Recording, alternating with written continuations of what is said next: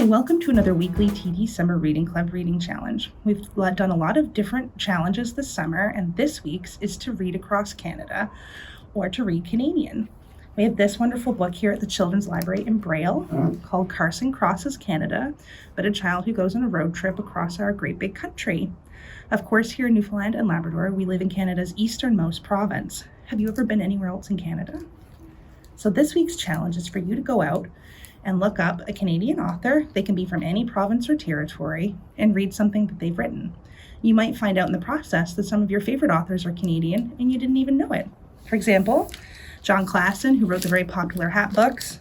This is his newest, The Rock from the Sky, is a Canadian author. The author of the Scaredy Squirrel books, Melanie Watt, is a Canadian author. And of course, we have perennial favorite Robert Munsch, who's a Canadian author. There are just so many of them. When I was a child, one of my favorite authors was Lucy Maud Montgomery. Not just because I love the Anne of Green Gables books, although I did, but also because she wrote a series called Emily of New Moon. And since my name is Emily, I thought it was my job to read it. So I think that there's so many different authors out there that you can choose from to read this week that are Canadian.